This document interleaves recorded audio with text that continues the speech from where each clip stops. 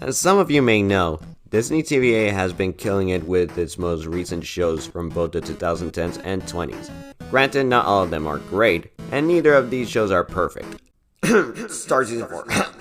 But dang it, I still love these shows with all my heart and soul.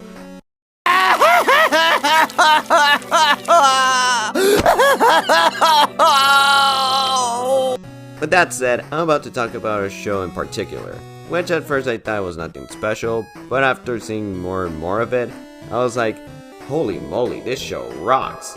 And that show is titled The Ghost and Molly McGee. Created by Bill Motz and Bob Roth, who had also worked in a couple of episodes for Phineas and Ferb. Figures. The show follows Molly McGee, an energetic 13-year-old Thai American girl who forms an unlikely bond with... Scratch, a grouchy antisocial ghost who one day cursed Molly in an attempt to scare her away, but due to Molly's overenthusiasm, he unintentionally forever linked himself onto her, meaning that long as Molly's family lives under his roof and says his name, he'll be forced to float by her side. To be honest, the way they meet each other was kinda contrived. I'd argue Ratchet and Clank's meeting was a lot more organic, but I still think they are some of the most entertaining cartoon duos out there. By the way, what if I told you Scratch and Molly are voiced by Dennis Snyder and Ashley Birch? Yes, Master Shake and Chloe Price. I've never played Life is Strange, but from cutscenes I've seen, Chloe is supposed to be this cool and rebellious rule breaker, while Molly is an overly optimistic, bubbly jelly bean. Scratch, on the other hand, is really not that different from Shake Sula. He's an annoying roommate who at times berates his friends and makes stupid decisions whenever he wants to play hero, but at the end means well. And it's not just them. There's also a bunch of other characters that steal the show in their own way. There's Molly's little brother Daryl, whose mischief not only goes from bringing pregnant tarantulas to the house to breaking school property, but he's also implied to have dealt with gangsters and mafia members. There's Molly's cautiously optimistic dad, Pete, her mom Sharon, who while tries to be the family's voice of reason, she also shows signs of a traumatic childhood with her strict mom, Grandma Nin. Molly's relatable best friend Libby, who's this intelligent yet quirky, introverted, and green. I'm sure it's nothing. There's Scratch's best friend Jeff. Wait, hold your horses. Jeff. Geoff. Not to be confused with Jeff. Jeff. Who, unlike Scratch, is a lot more laid back and just as socially open-minded as Molly. There's the town's social media influencer Andrea, who serves as Molly's overarching rival and so happens to be a hair-dyed mean rich girl who later becomes a close friend. There's Scratch and Jeff's top bosses, the Ghost Council led by this Grim Reaper-like spirit, the Chairman, who serves as the overarching main villain of the season. There's Molly's pet goat Toads, who literally has a whole song about being the greatest of all time. This show is insanely based. What also shines are the dynamics the characters aside from just Molly and Scratch have. From Daryl dragging Molly into his schemes, Molly helping Pete with his ideas to make Brighton a better place, helping Sharon find a stable job, helping Libby bloom as a person, her overarching rivalry with Andrea, I could go on. Speaking of dynamics, it's honestly amazing how Molly and Scratch are two of those characters who, as long as you get their personalities right, you can do whatever you want with them. Now hold on there, executives, I never said you're allowed to take these well-established characters to make a shitty spin-off and flanderize them into the most unlikable protagonists ever in favor of meme pandering. Read the fine print, long as you get their personalities right. Want to make an episode where Scratch gets incriminated for stealing Pete and Sharon's anniversary cake? Knock yourself out. Want to make an episode where Molly is so determined on having a fun snow day rather than chilling in front of a fireplace with her family? Have fun. Although there is one episode that entirely misses the mark big time. Lock, Stock, and Barrel. Seriously, during my last binge watch, I skipped this episode and I didn't feel any kind of guilty void. The episode is that worthless. It tries to present the idea that Molly and Scratch are easily distracted, despite the fact there has never been an instance where Scratch or Molly have a pathetic lack of attention. If anything, both of them are some of the most determined and at times even stubborn characters you could ever find. Say what you will about Amphibia Season 1 or 3, but at least there was never an episode where either Anne or Sprig contradict what's already been established about them. This is more like that Gumball episode The Bros, in which Darwin is suddenly jealous of Gumball having a girlfriend, Despite many previous episodes where Darwin even helps Gumball win over Penny, it's a lot more hypocritical of his part when you remember that not much after, he later has a girlfriend of his own. Now speaking of Gumball, there are actually multiple time rush plots in which Molly McGee could have taken notes from, more particularly the pony, in which Gumball and Darwin need to get home in time to watch a crappy pony movie with Anais before they let her down. But they get interrupted by all kinds of inconveniences such as Sussy's birthday party, Bob trying to remind them his name, yeah this was way before he became Dr. Wrecker, or just Mr. Small annoyingly getting in their way. And for a show like Molly McGee, that could have been a brilliant premise. Oh well, all we can do is skip this episode and move on with our lives, just like with that road trip episode from Gravity Falls. Anyway, let's get back to the good stuff. It's also incredible I can name a couple of episodes that will perfectly describe this show's premise to a T to any newcomer. There's The Unnatural, which you could argue is a spiritual successor to that baseball episode from Fairly Odd Parents, where Molly wants to help her school's softball team, the Lemmings, believe in themselves. So she plays pitcher against this girl that's clearly meant to resemble Shadow the Hedgehog. Seriously, what is it with modern kids media referencing Sonic so much? And while Molly's trying to be the stoic do-gooder she's always been, Scratch wants to encourage her to cheat so the Lemmings stay miserable. An even greater example is All Systems No, in which after a banger song about Saturday, Scratch sets a curse in which Molly can only say yes and Scratch can only say no for a whole day. Meanwhile, there's a fun subplot with the rest of the McGees trying to fight bees, and Grandma Nin has a hysterical one-liner. But Mom, they're attacking Pete! That is Peter's problem! Also, this episode shows how you write character torture the right way, in which no one wins when one loses. Yes, I just made up a statement for an old TV show trope. I know, I'm a genius. Unlike that SML video, Jeffy's Bad Word, in which Mario gets arrested and publicly antagonized just for disciplining Jeffy, after, you know, slurring people for a whole day, getting him beaten up, and gets off scot-free. Who would unironically root for such an irredeemable monster like Jeffy? Oh wait, I know, those annoying 8-year-olds who repeat everything Jeffy does and says. Because Logan is such a good role model, right? Anyway, let's get back to good show. Let's now talk about the representation in this show. There's the McGee's tie traditions from Sharon's side of the family.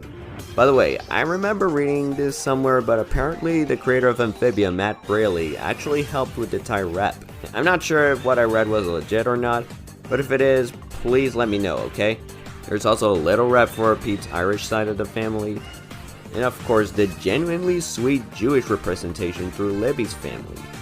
In most shows, they just mention Hanukkah and that's it. But in this show, there's Mazel Tov, Huga, I could go on. It's really nice to see kids media go this far with healthy minority representation. You've got black characters talk about their ancestry and how slaves built this country. Openly queer characters such as bis, trans, non-binaries, etc. And even people from different regions. Don't get it twisted, I'm aware companies and mainly Disney do it for business. Because I mean, look at their practices in China, geez. But it's still cool nonetheless. Hey, speaking of getting to know people better, can we appreciate how the writers subverted all of our expectations with Home is Where the Hunt Is, specifically with Andrea? If you only watched like half of season 1, chances are your immediate takeaway from her character is being a clone of Pacifica from Gravity Falls. But this episode made me realize that that was far from the case. Because when I binge watched the whole show again, I realized that there are many subtle hints that Molly and Andrea may have, in their words, a rough exterior. Molly is poor, stoic, and prideful with hard work, while Andrea is rich and for the most part stuck up and thinks the world revolves around her. But when you get down to it, they're not that different from each other. They're both optimistic teens who want to make the world a better place, in order to keep things shorter and happify the world. Side note, if they make Melandra canon, I'll just be like whatever. As long as they don't dumb down the characters nor let the team get affected by creepy fans and later form internal shipping wars like what happened with Star, it's all fine by me. Now that we're talking about subverting expectations, let's now talk about how Molly McGee manages to feel like Big City Greens but without its clear expiration date. Don't get me wrong, I loved Big City Greens for a very long time, and I still like it, but recently the adventures with the Green family have become kinda stale. Especially with nearly every episode being about Cricket learning a valuable life lesson from his mischief. But with the Gus and Molly McGee, you have characters who, like I said, as long as you get their personalities right, You can put them in whatever setting you want. And I think that's perfect, especially if Disney really wants to craft their own SpongeBob. Now let's get to a big part of the show's identity, the songs.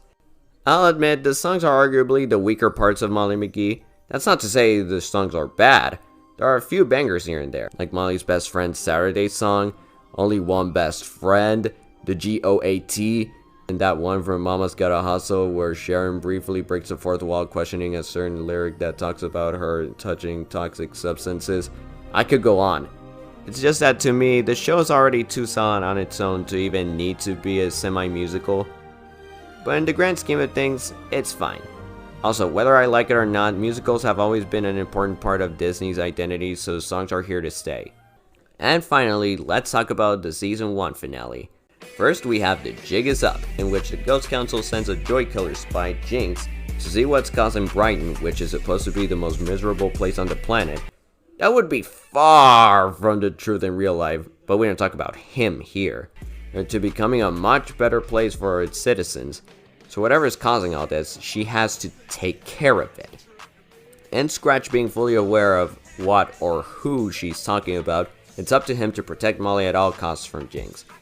And in a surprising turn of events, he fails. Sure, he's able to keep Molly safe, but literally the jig is up.